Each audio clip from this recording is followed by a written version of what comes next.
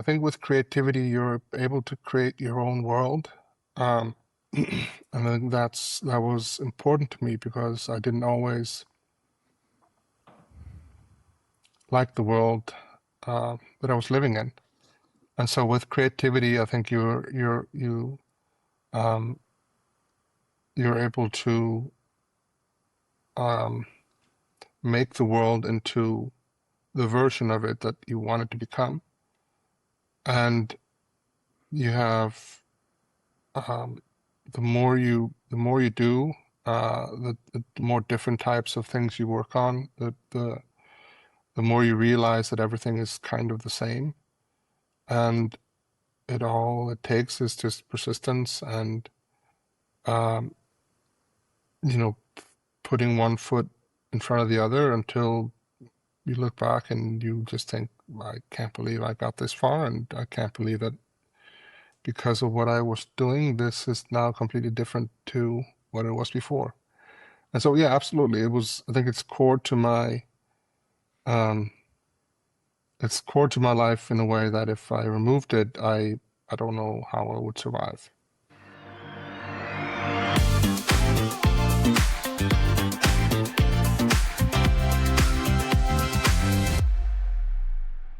Hi, guys, and welcome to another episode of the podcast.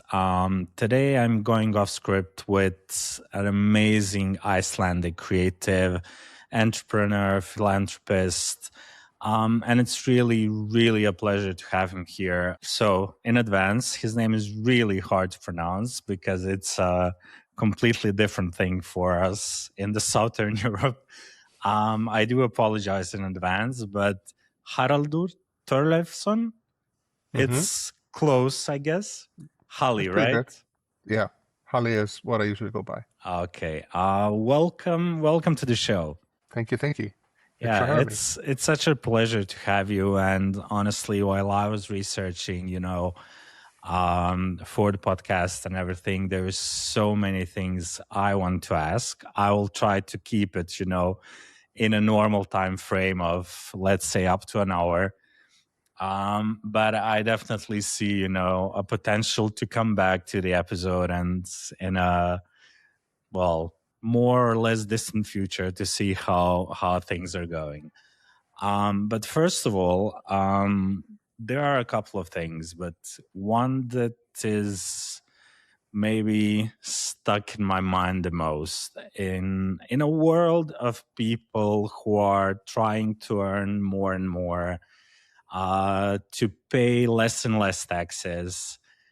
How where does it come that you actually decide to pay as many taxes as possible? So before you answer, just a small background story for those who don't know. You had a creative design agency that was acquired by Twitter in 2021, and all the earnings from the sale went as your salary, and that was your decision. And for that reason, you paid a huge amount of that as taxes in Iceland. How does someone come to that in the world we live in today? The most important thing for me when I sold the company in terms of the taxes was that I would pay the taxes here in Iceland, and that was actually the that was the main decision because the way this was structured, and I had some tax advisors and people who were doing their job, but who advised me on how I could basically get away with paying no taxes. For example, there was a couple of the suggestions were basically, you should move to Dubai, or you should move um, to Portugal, or there's these tax havens. But to me, the main decision I made was that I wanted to make sure that the taxes got paid here in Iceland too, because that's where I feel that I um, that's the place that gave me the opportunities to become someone who was able to build something that was eventually worth money. And I wanted, and I strongly believe in um, social equity and the ability for people to become whoever they want to be, no matter where they start in life. Um, and I grew up in a poor family, had a disability, and I thought, there's a lot of different societies where I would not have been able to do what I did later in life without that anchor. And so I thought, well, if I actually believe in that, then the obvious conclusion there is I should be a part of um, a system that pays back and is able to pay that back into helping the next generation of people that are growing up in Iceland.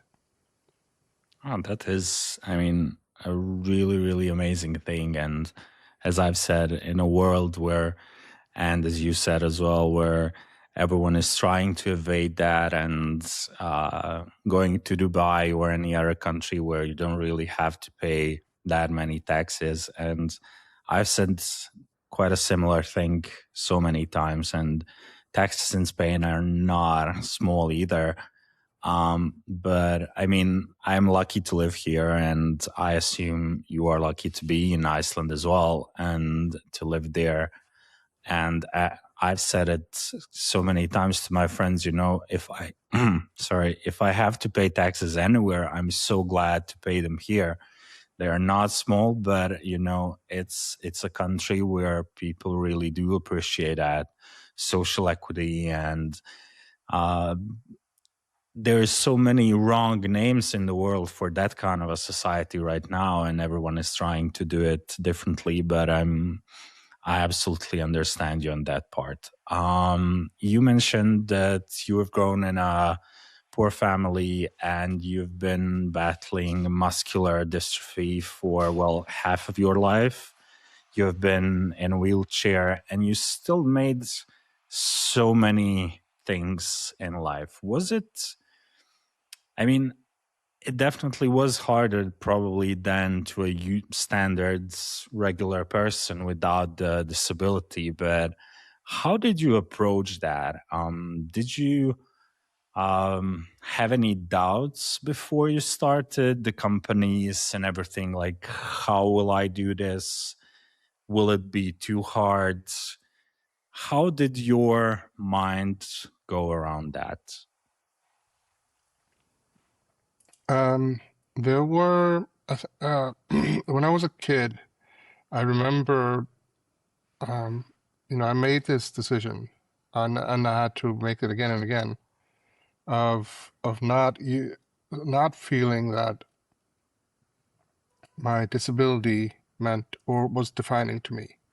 That it was something that was a part of me for sure, but it didn't mean that I couldn't do something, or that my life was in somehow um, limited because of it. Um, and I think for me that has been the most important thing to remember is going back to is just I these are, and we all have different obstacles in life, and this is one of mine. And I thought, well, I can use it as an excuse, um, and it's very easy, um, or I could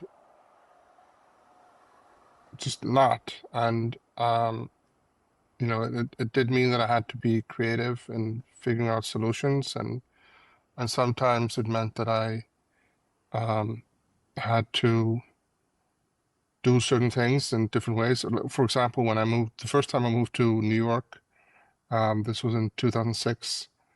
I applied for a job and as a designer at a fantastic agency that I had wanted to work for a long time, and I was very surprised when I was hired. The decision I made though at the time was I'm not going to tell them that I use a wheelchair, because I didn't. I don't know if I didn't trust that they wouldn't hire me, but I realized later, once I was going there, um, the office was not actually accessible. Um, Wow. and um, and it was my first time in New York, and it was just like I arrived, and it was like, okay, well, I have to figure this out. And things, I mean, it was tough, but things kind of worked out, and it's been my um, what I've tried to do, not always been able to do, is I could just decide to do something, and then I'll figure out how to do it, and not let the limitations define um, my options. Okay. Is that one of the reasons when you got back to Iceland later, you started the Ramp Up project? Yeah, when I moved back to Iceland, this was in 2022, I think.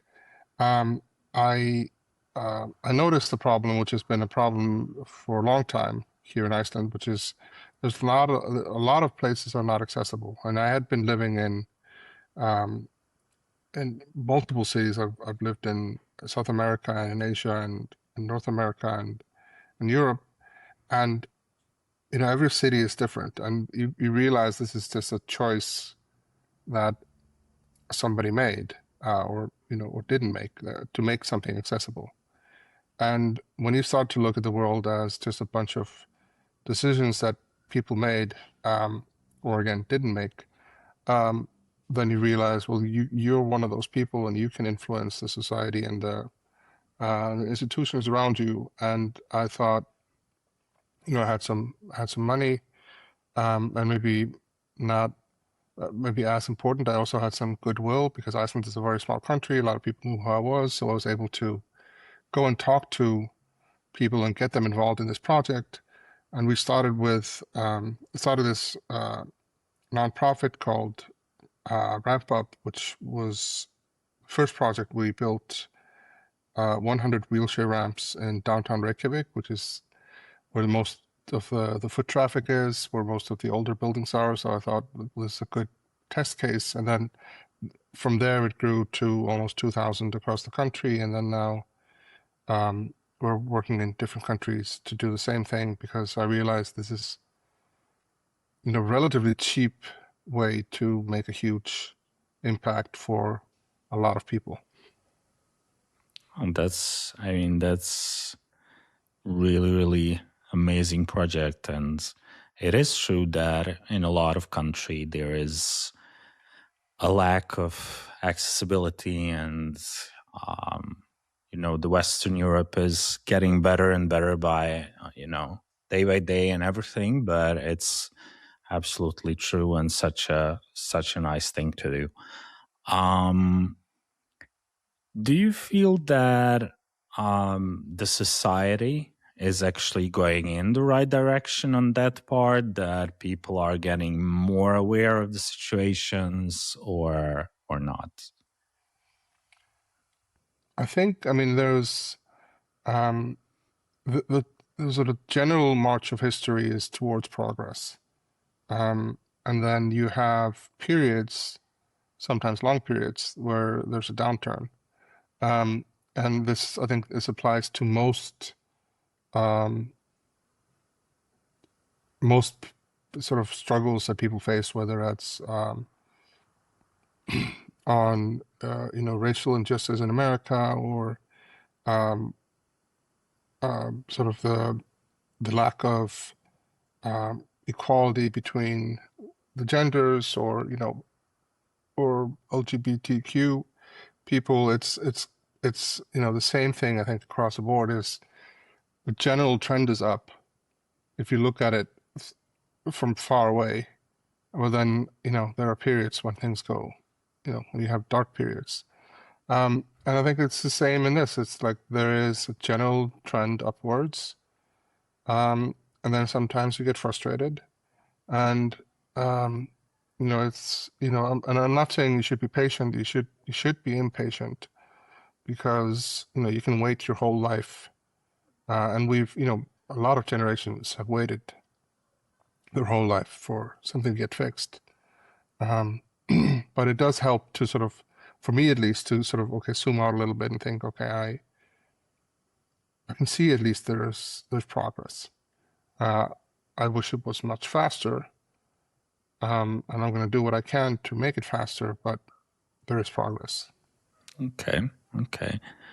When I was doing research about you, your work, and everything, there was really a lot of information online, and that was one of the good things. But I mean, everyone can Google those things and see the what happened between you and Elon Musk. And I really don't want to, go into such a detail into the conversations and everything, because it kind of misses the point, I would say, to me. But how did it feel to become sort of,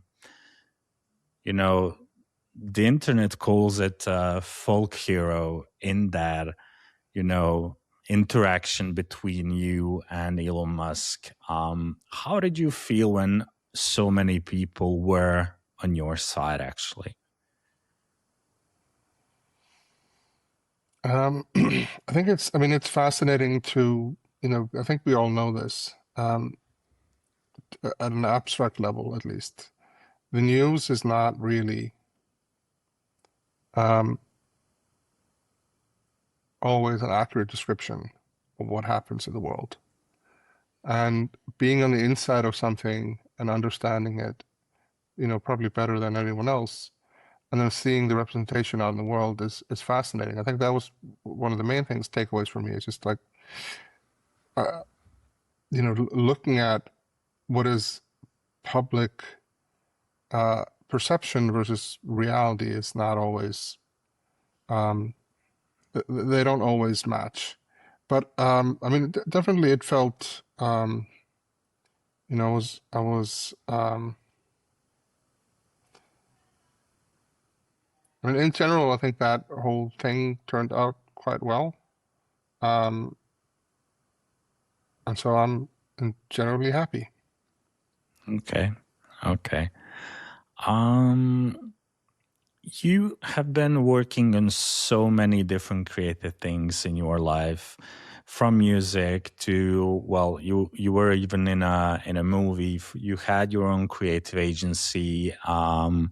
You work with biggest names in the industry and with biggest companies and everything. What creative projects are you working on currently? Um, so the agency that I started in 2014, and then that was acquired by Twitter, was called Ueno, and I I rebooted that agency. Um, I don't know, 6 months ago, something like that, 8 months ago, and so that is taking up a fair amount of time. Um, that's been fascinating to work in this field again, which is very different, but also you know, the core, it's the same, working on mostly digital problems, mostly products related things, and all the projects, obviously, like with most people, I think today in this field, they're all AI related. And it's been a lot of fun getting back into that because I really enjoy agency work. I really enjoy sort of digital creative work. I really enjoy working on products that a lot of people use, and being sort of humiliated again and again when you realize that the user is always different to does things differently to what you expected, and then picking yourself up again and going again and trying to tackle the same problem over and over again until hopefully you have something that is useful to people. Um, and there is nothing that I'm able to do or work on that is sort of that impacts or touches that many people, or as many people as that. So that's something I enjoy the most. And then we have the ramp projects going still. We're we expanded that project to Ukraine. We're targeting to build 1,000 ramps there. We're working in Panama and Panama City on that project as well. And then there's some other projects, but um, the main focus right now is on the agency work. Okay. What led you back to, starting back the agency, the same one you had before, and what was the drive behind it? There's I think with any decision, there's always a few different threads. For me, it was a mixture of, I was honestly, I was a little bit bored.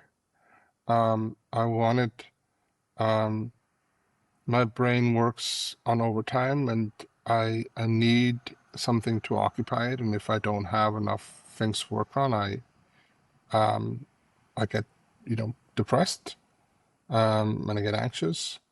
And I, it's helpful for me to have something for me to think about and work on a daily basis, having a job, having a reason to get up in the morning, interacting with people, talking with smart, dedicated people, trying to solve something. It's very enjoyable. Um, AI was also a big thing. I've been working in tech for, I guess, almost 30 years now, and towards the end of Ueno, I definitely felt that I was the same problems over and over again, things that had already been solved. Um, and it was sort of copy paste a lot of the times. AI has uh, changed a lot of how this process works, how people use products is changing, and I felt there's something interesting here to work on, um, where I'm in a small way able to influence how some of these products are made using AI and how people use them. And so that I thought, that's fascinating. So those were kind of the two main things. I think I was kind of bored.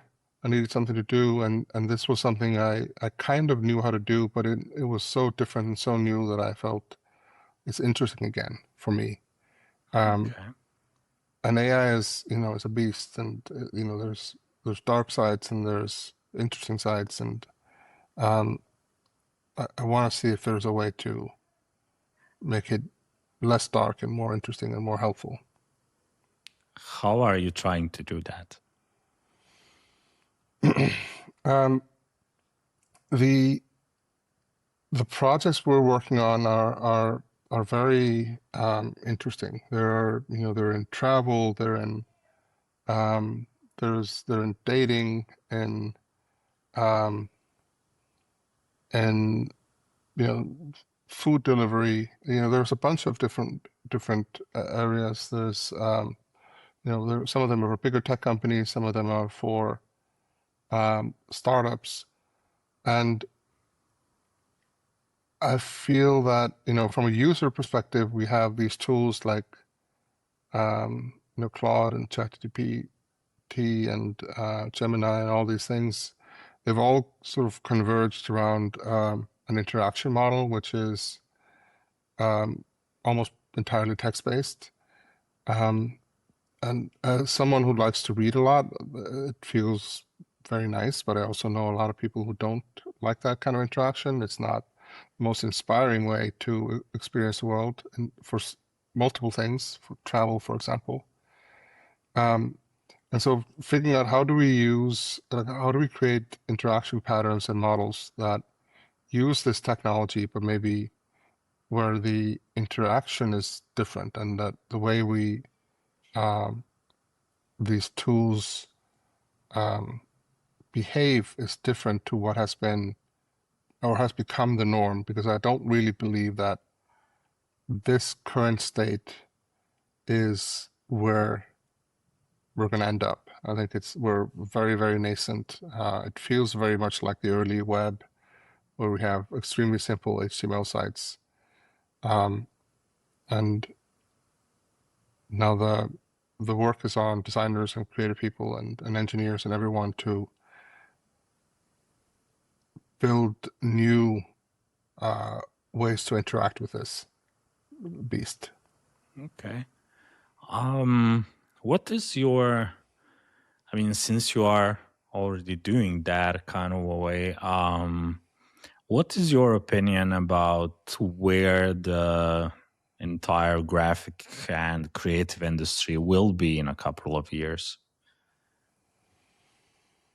I think this is sort of a general thing, which is what AI is changing, and will continue to change, is a lot of the entry-level jobs are going away in fields where you're where you need when I was pre-AI, when we were working, you would have a fair amount of sort of more junior people that would help generate ideas and explore a bunch of different things, and then the more senior people's roles were to really sort of be almost like editors, and you know you would highlight the things that were working well and pull this all together um, in something that hopefully made sense. But with AI now, we don't have the same need for the more junior roles, which is, you know, um, kind of terrifying when you think about like when you extrapolate from there, because not only are these younger people now not getting into this industry, but it also means is that over time there's no more senior people because who is able to, you need to be able to get close to this work over time, become senior, to become very good at it. So I think that's the biggest thing that I've noticed so far. I think we're pretty far from um, generative AI being actually helpful in making um, quality interaction design or product design work. That feels, every time I do a deep dive, it feels you can very easily see that what it comes back with is not good. But it can, if you're um, it can very quickly get you a bunch of different ideas to sort of start to play around with. And something that took maybe weeks can take, you know, minutes or maybe hours to get to a starting point. And from there, you still need to do a lot of the work, but a lot of that early work has, I think, been taken away by AI. But then my assumption is that slowly we go up the chain, and more of these senior roles will start to drop, and I don't know what the end game here is, but the the the darkest timeline is that it takes over almost all of the jobs, at least all of the jobs where you can anything that has a system to it, the AI can ultimately become better at figuring out than a human. Okay. Okay. Um, Behind you, I can see a lot of items for, I would say, handwork, sewing threads, and everything. Is that something you do, or it's a family hobby, or?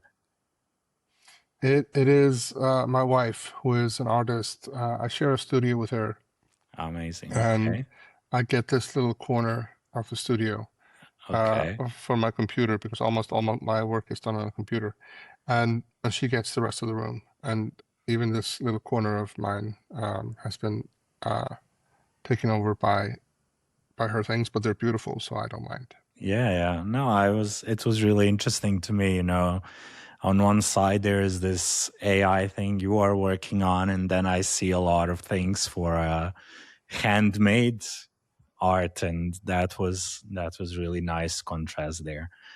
Um, How is it to work? I mean, I assume that you don't work on the same things, but how is it to work alongside your wife, who is also a creative and an artist? How is your day-to-day life? Um,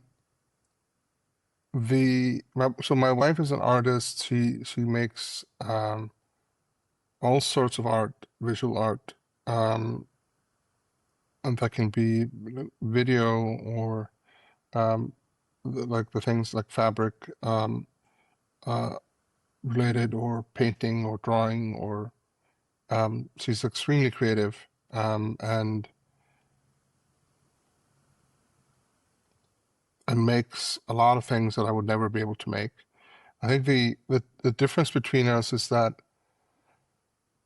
um, I think she has a much healthier attitude towards life, which is she will make things just for the sake of making them, and I have a much more um,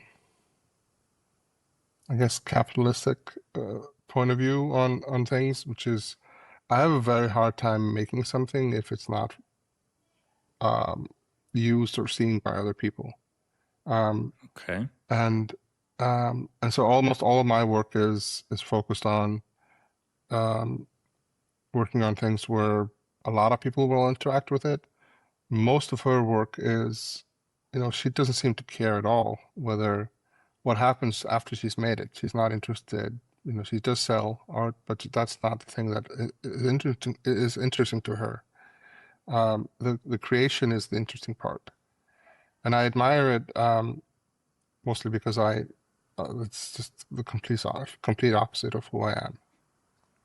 That's quite an interesting combination. I like that a lot. Um, apart on the other side, apart from your disability, you didn't really have what people would call like an easy life. Your mother died when you were really young. When you were in New York, you were um, drinking quite a lot. And how did those things change? How did you get back to, let's say, a more healthy way of life? What pushed you? Um, so and I am an alcoholic. I was a very heavy drinker, and used lots of you know I used things that you're not supposed to use, and I there was definitely a fork in the road, which was one of them was I could have sort of um, ridden that to the extreme and ultimately probably killed myself doing it. And the other was that I had a girlfriend at the time who's now my wife, and I was there was no way that I could maintain that relationship. Um, or I was a fairly functioning alcoholic, so I was working while I was drinking, but I was not obviously as nobody is. I was not as good as I could become. Um, and so once I made that decision of to stop drinking, everything changed. And within a year, we had our first child, and we were married, and we moved to Tokyo. And within 2 years, I had started my agency, and so it was probably the most impactful decision that I've ever made. Um, and I'm extremely grateful that I, at that moment, had the strength to do that, because it was not, in hindsight, the obvious thing that was going to happen. But I think there was a pretty high likelihood that I would have just kept drinking. And I'm pretty sure if I hadn't met my wife, that would probably have been the case. Okay. Yeah, I wanted to ask that part now, but okay. Um, did any of the cities you have lived in, and you've lived in quite a lot of them, make a more significant impact on you than the other ones? Well, my favorite city, at least, well, yeah, my favorite city is probably still New York. It's the city that I moved to in 2006. The first time I went there was when I moved there, and I think it's still, it's so dynamic, and so there's so many things, different things happening, and you can meet so many different kinds of people, and just sitting on a corner at an intersection in New York, it feels like you can see every type of person. Um, and which is not true, for example, in Iceland. It's different now, but it's still nothing compared to New York. But when I was growing up, this was a very, very white country. Everyone was kind of the same. Um, and I really, every time I go to New York, I feel this kind of energy come over me of this is this is a cosmopolitan city. This is where you can um, experience anything you want. There's other cities. I love Tokyo um, and there's a bunch of other cities where I've been, which are very interesting. But maybe Tokyo is maybe the only one that comes close to New York. One other thing I wanted to ask is how did I mean, you mentioned your wife, being the reason probably why you are here in a way you are, but also how did your kids impact you and changed the way you see the world around you?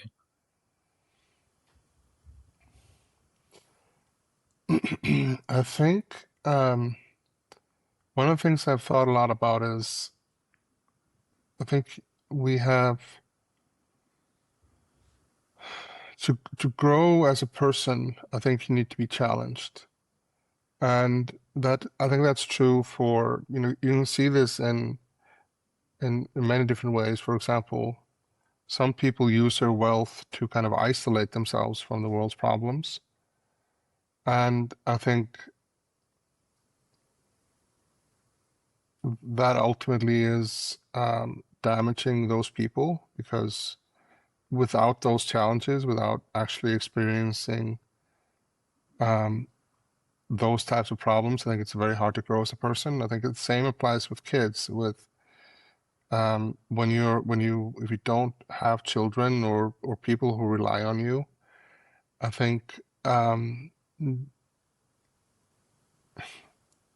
it's harder to grow. I think it's harder to become. You don't have those challenges because you're number one.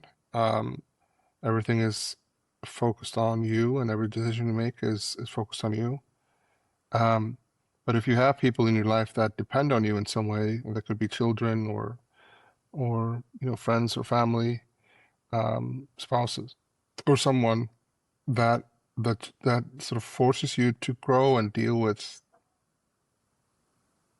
who you are and hopefully become a better version of yourself. And that definitely happened with me and my children. The things that a lot of things that I've worked on in myself has be, have come out of me realizing if I don't change this in myself, it's going to negatively impact these people who I care about the most. And so it's necessary, even though I've been putting it off for all this time, for me to deal with it. Um, and so I'm, ultimately extremely grateful for that experience. And then obviously, the kids are just such a joy, although they're also awful sometimes. They are amazing. It's just amazing to be a part of seeing someone grow up um, from zero to hopefully adulthood, and you get sort of a first class ticket to uh, the best movie you've ever seen. That continues to surprise you. Yeah. I think everyone wants to know, like, awful in what ways? Kids are just, a kid is like a drunk person at a party. They're fun and exciting, but they're also completely unpredictable, and they do stupid things all the time. And, when you're responsible for them, that can feel, that can be very hard. Um, um, and so you have these moments where you're just, you don't know, um, because they're also independent people and they're ultimately their own people. So you have to make all these decisions on when do you step in, how do you step in, and when do you let them go and run off and crash themselves into a wall, even though you knew what was going to happen, because that's the only way they will learn. And so I don't know. It's just it's the hardest thing to do. At least it's the hardest thing I've ever experienced is being a parent. What do you hope that they will learn from you? I think the um, ultimately the source of happiness is independence. Um, Being a truly independent person with all the burdens that comes with it, um, means that you're able to maneuver in the world, um, based on your own instincts um, and not be tied down by what society thinks about you, um, or your limitations, or whatever they may be, but you just do things that you feel like should be done. So I hope they learn independence, and I hope they learn resilience, so that they can become independent, and hopefully that leads them to happiness. Okay, that's very, very good thing. Yeah, I completely agree with independence, both independence and resilience. I mean, it's such an important thing for adults and for kids to become, healthy adults as well.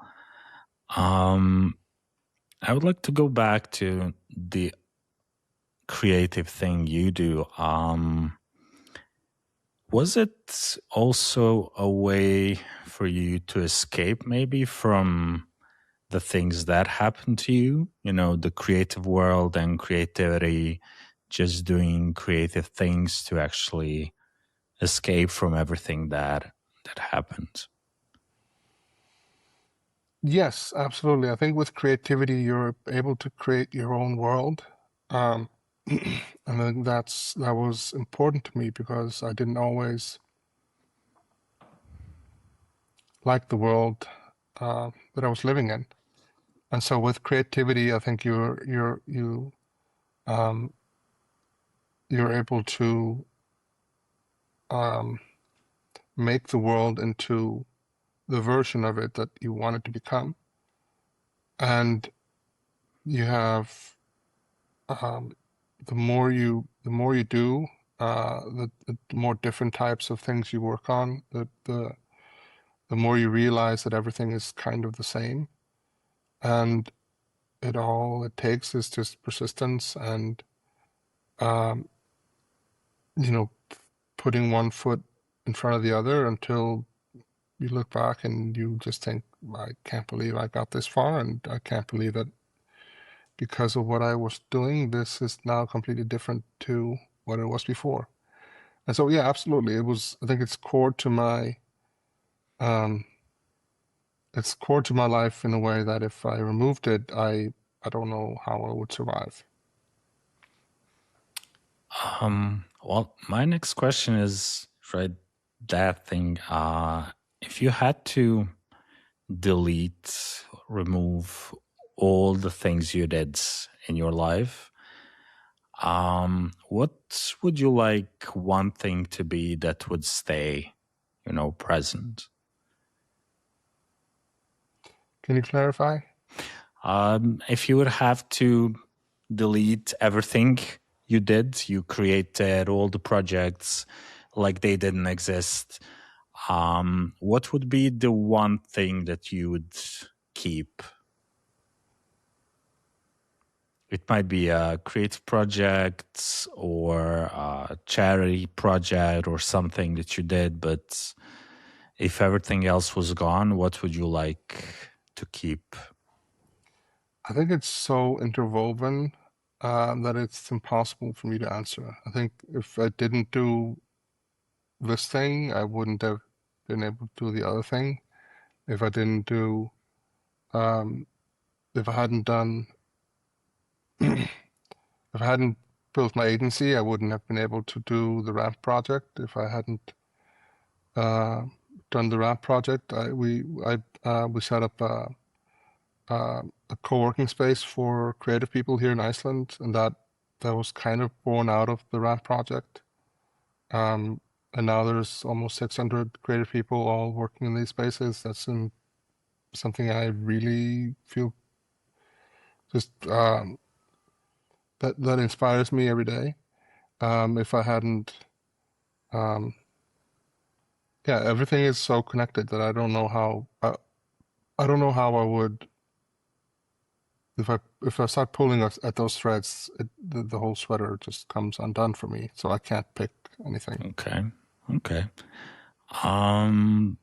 So most of the people know Iceland as tourists and this tourist destination. What do you think people actually should know about Iceland that maybe they don't? The thing that is there's a couple of things about Iceland that are, I think, extremely important to me. One is that it's a very peaceful country, and that we don't have an army, and we're lucky enough, and maybe we live out in this bubble where there are other people who have armies that protect us. I don't know, but at least I like living in this bubble. I like imagining a world where there's no armies. And it's a safe country. Obviously, there's things that happen, but I really feel safe about my children going outside, even at a young age, roaming the streets and staying up and staying out and staying up late and walking over to their friend's house. That to me is something that is extremely valuable. The other thing, which is that this is a country where there's so few people here, and this is a curse and a gift. But everyone is because of that, everyone has kind of multiple jobs, multiple skill sets, and I do, sometimes it frustrates me because it means that it's very hard to get an expert in anything. But I really enjoy that aspect of this country where one of the famous ones was the national soccer coach was a dentist, and that you have all these different people who put on multiple hats, and that definitely inspired me. And I thought, whatever path you choose here, it doesn't mean that it becomes your the only path you take. You can try a bunch of different things. And that really makes me that excites me about people when they do something completely unexpected. Okay, well, that's a really, really good answer. I would be able to, ask you questions for the next 3 hours. There's so many things you did and so many things you went through and so many really, really good, interesting human human things here. But I know you have work, you have kids, and I will keep it short for now, and hope that we will get to chat again at some point. But I want to ask one more thing. What would be the advice if you could send to 8 or 10-year-old yourself?